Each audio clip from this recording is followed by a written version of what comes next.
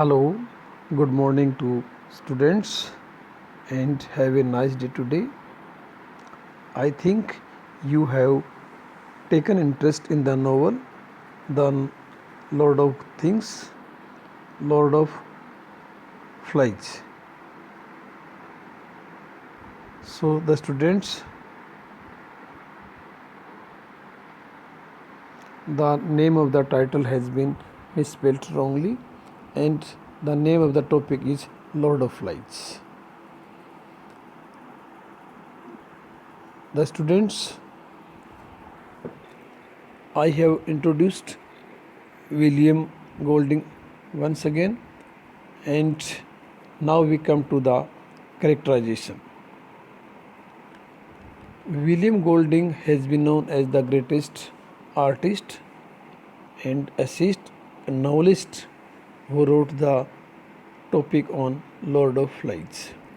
He has described some major and minor characters and Ralph, Jack, and Simon. These characters are symbolically presented in the novel. First of all, Ralph is introduced as he is the athlete, charismatic protagonist of Lord of the Flies. Athlete, charismatic, he has a wonderful personality. He is the protagonist, the chief character in the novel. Elected the leader of the boys at the beginning of the novel. Ralph is selected or elected as the leader of boys in the beginning of the novel. He is the primary representative of order, civilization, and productive leadership in the novel. Ralph is presented as the protagonist and symbol of civilization. He is known as the leader of the novel, of the story of the novel. While most of other boys initially are concerned with playing, having fun and avoiding work, Ralph sets about building huts, thinking of ways to maximize their chances of being rescued. Other boys like Simon and Jack, they spend their life in making fun, making themselves lazy or avoiding work.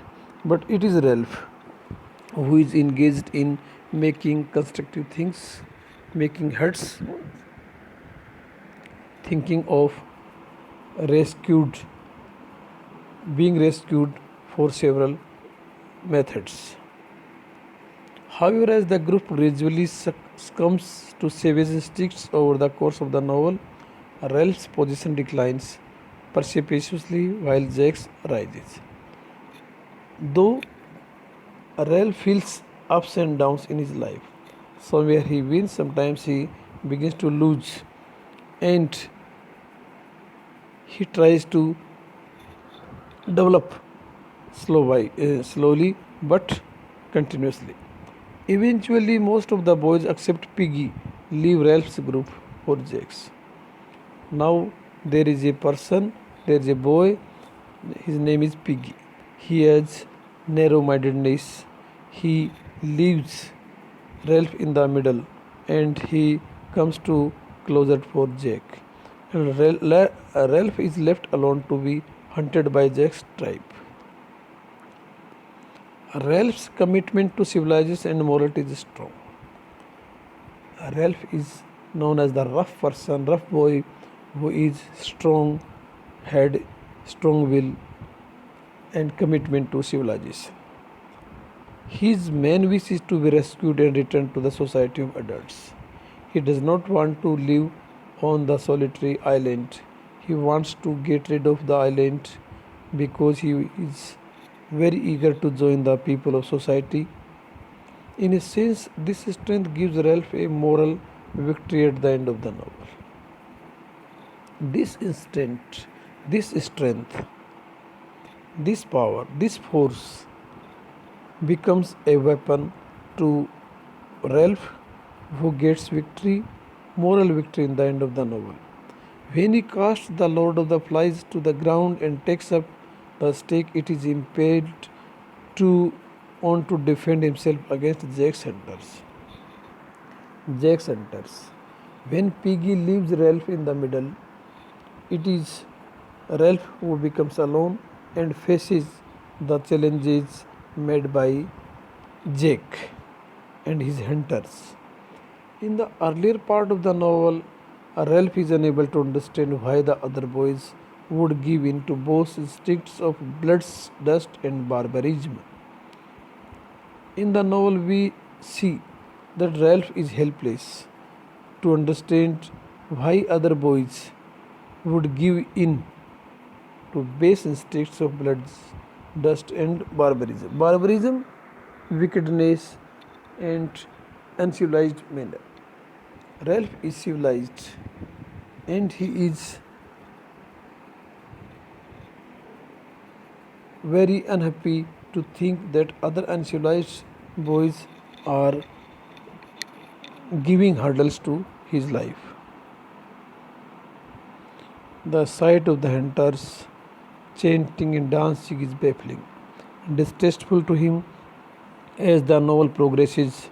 However, a Ralph like Simon comes to understand that savagery exists within all the boys. Hunters. When Ralph thinks that the group of Jack hunters, they are dancing, they are singing, and they are not comfortable to him. As the novel progresses, Ralph, like Simon, comes to understand. Ralph thinks that this world is not fit for him. The world is full of uncivilized barbarisms and savagery, and he feels to understand that he has to do something. Ralph remains determined not to let the savagery overwhelm him. Ralph is determined. He is firm on his decision not to let the savagery overwhelm. He does not like savagery as a burden on him, and only briefly does he consider joining Jack's tribe in order to save himself. He has to join the group of Jack because of saving his life. When Ralph hunters a bear for the first time, however, he experiences the exhilaration and thrill of bloodlust and violence. Now, the circumstances compel to Ralph to kill the bear, and he feels very excited when he sees the bloodshed, the cruelty, the violence after killing a bear. When he attends Jack's feast, he is swept away by the frenzy, dances on the edge of the group, and participates in the killing of Simon. He has to attend the party or function of Jack, and he is swept away. He is surrounded by the intoxications in the group. He is involved in the dance, and he is also a part of killing Simon in the process. He is known as the person as taking part in the killing of Simon. The first hand knowledge of the evil that exists within him as within all human beings is tragic for Ralph, and it plunges him into listless despair for a time. Ralph feels that the life is full of tragedies, but this knowledge also enables him to cast down the Lord of Lies at the end of the novel. And this knowledge makes him to know the reality, the Lord of the Flies. Ralph's story ends semi-tragically, although he is rescued and returned to civilization. When he sees the naval officer, he weeps with the burden of his new knowledge about the human capacity for evil. His meeting with the naval officer in the end of the novel makes him pathetic because he admits that the burden of his new knowledge about human capacity for evil has come to be proved. Whereas Ralph and Jack stand at opposite ends of the spectrum between civilization and savagery, Simon stands on the entirely different plane from all other boys. Ralph and Jack are presented as different men of the ideology, and Simon stands for the entirely different plane. It is Simon who does not come to them. Simon embodies a kind of innate, spiritual human goodness that is deeply connected with nature.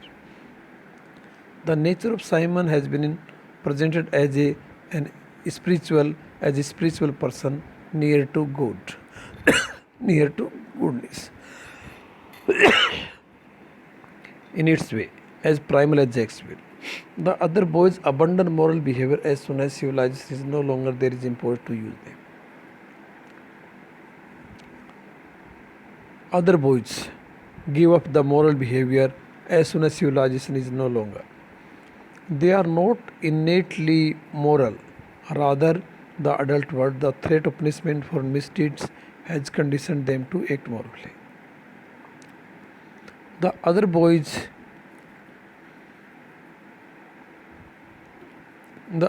abandon.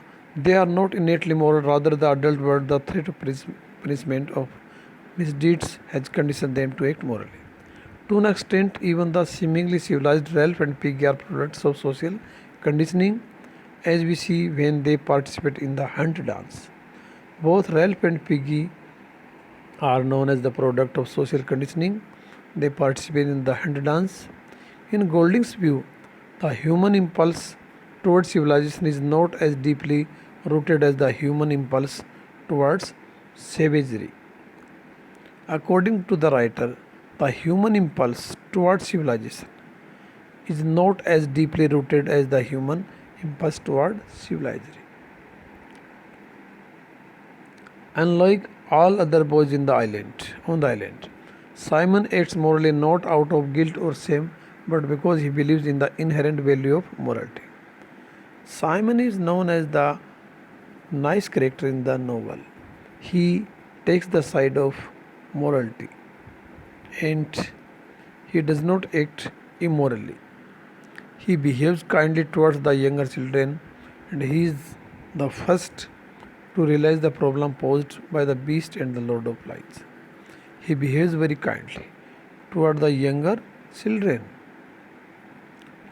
and he is the first to realize the problem posed by the beast and the Lord of Lights. That is, the monster on the island is not a real physical beast but rather a savagery that lurks within each human being. Now, the introduction of beer is a symbol of savagery, barbarism. It is not a reality, but it is a symbol of prejudice, so many things, savagery in every human being. The sow's head on the stake symbolizes this idea. As we see in Simon's vision of the head speaking to him. Ultimately, this idea of inherent evil within each human being stands as the moral conclusion and central problem of the novel. So, the idea of inherent evil, each human being stands as the moral conclusion, central problem of the novel. Against this idea of evil, Simon represents a contrary idea of essential human goodness.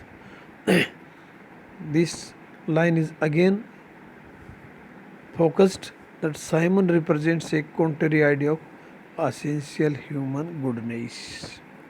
However, his brutal murder at the hands of other boys indicates the scarcity of that good amid an overwhelming abundance of evil. In other evil characters, Simon has been introduced as the nice, gentle, and symbol of morality, humanity in the novel, goodness also in the novel. So, the chapter of characterization has come to an end. Thanks, students. You have understood the topic very well, and for your nice cooperation. Without your cooperation, this chapter would not be successful one. Thanks again, and now we come to again end. Thanks.